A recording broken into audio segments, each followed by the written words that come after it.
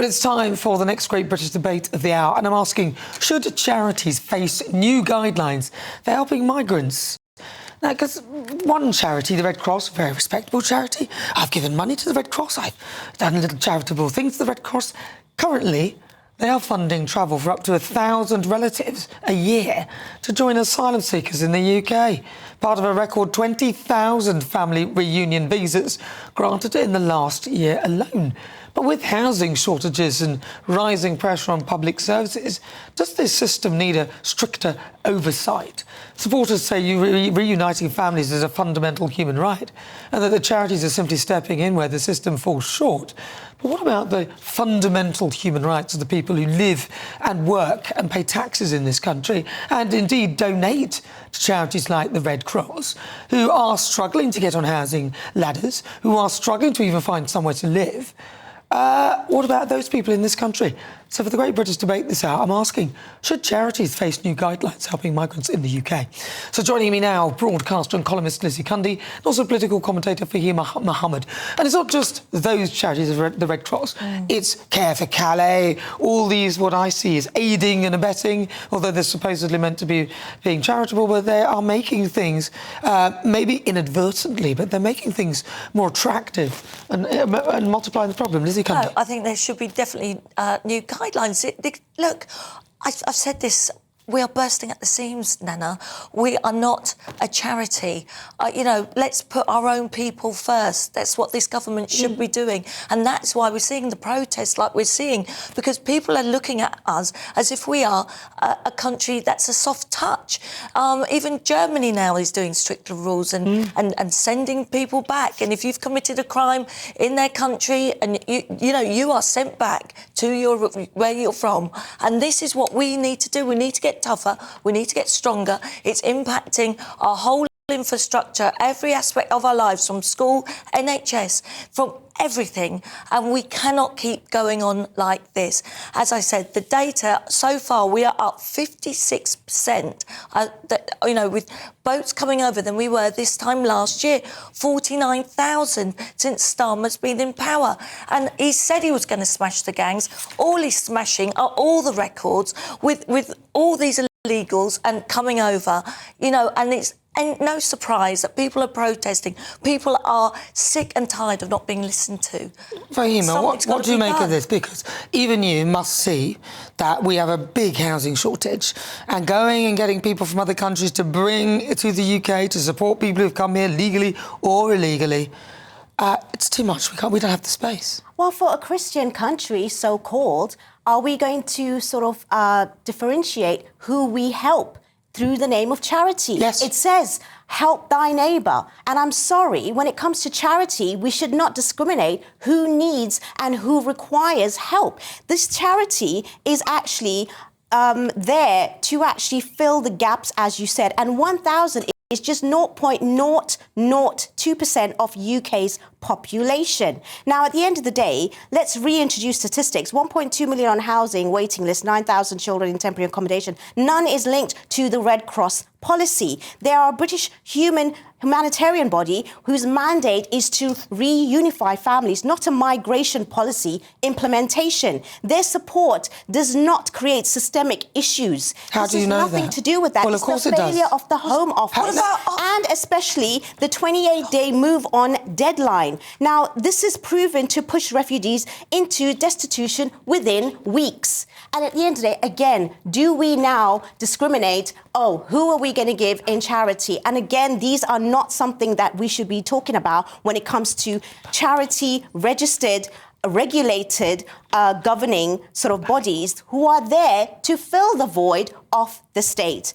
And this is really quite shocking, because I'll tell you what's shocking. I will tell you what's shocking, seeing our veterans on the streets, looking at our own homeless people. There's all types of charities out there. You can't pick on one. And you know what? people are feeling that they are being felt like second-rate citizens in their own countries. They are not being helped. The charities shouldn't be doing this when with what's going on with our own people. The first order of any government is to look after its own people. And this is why we are seeing the protests. This is why we're seeing people distraught what's going on in their own towns, in their own villages. Yes, they are, because rhetoric and narrative, it's not, which is it is not and taking away from vulnerable people who actually need this. It's humanitarian. It has got nothing to do with immigration, migration, or anything what about to do with that. the sympathy? What about your sympathy for the people of this country that are sick and tired of what's going on? When there are hotels packed full of hotels packed full of immigrants, like in my little village, where the schools are scared to walk past. We've seen what's gone on in Epping. Have you not seen? You're being like Keir Starmer and full of distractions and not answering the real question. The police and attack the police in Epping. That's what I saw. That's what I saw. Do you not understand the people of Epping? Because this is what's worrying about, sadly, people like you and this government. The far right we is have jumping to on the bandwagon. This and is at the end of the day, this is not the kind of time that we need to be talking in generalised terms. Let's get the statistics straight. We are. I will tell you the statistics very happily, because 62% of Labour voters are now saying immigration is one of their major issues. We saw Martin Dolby yesterday in Sunderland, which is a Labour seat. No. And the people there are distraught with what's going on in their towns. They're distraught because that's all we're talking about when there's so much isn't. more. It's real life. We've got them there that are protesting. We're seeing them today. Yeah, you and cannot deny that. Because that's not the problem. It is the problem. Is Parliament. There's fury. It's bubbling over. Westminster, those are the people on the top wearing suits with lots of money, and the ones that are at disparity of the it's the top down. What? You think people aren't angry when they see 1 million free healthcare passes issued? No, they're unintelligent and they don't understand statistics and they don't understand what's happening economically. Like my own friend has been waiting for years to get her operation and being cancelled because of the strikes. That's got nothing to do with, it is because with the migration because or they're being immigrants. put before their own people. Yes, they are. They're not. And that's why people are protesting. You have to read the room. Well, look, you've talked about the policies and the failure of it, which is, of course, the failures of the policies of course, the Conservative government, who were a disaster, and then now the Labour Party, who are, again, an utter shambles. This is an embarrassment.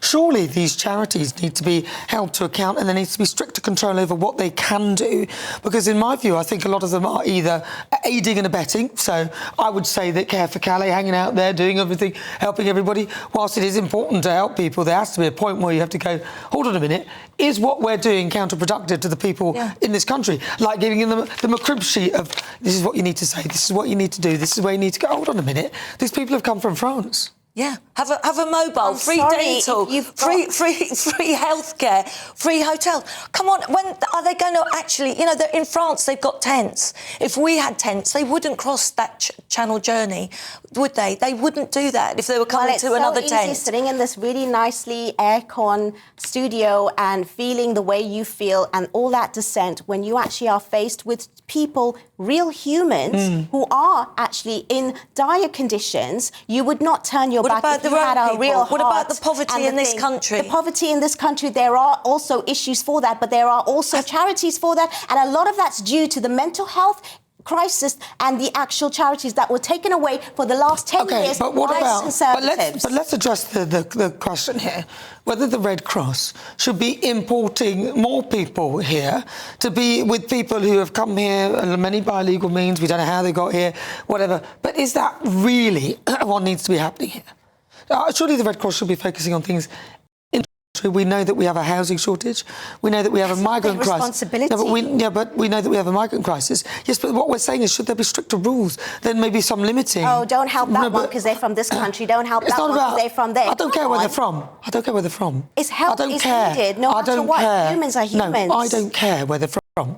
It is a numbers game, and there are houses. We have a shortage in this country, and I don't see why charities should be ignoring that just because they're charities and ignoring what is quite clear to me. That's government responsibility. No, but that's why I say they should regulate the truth charities. Is, we are bursting at the seams.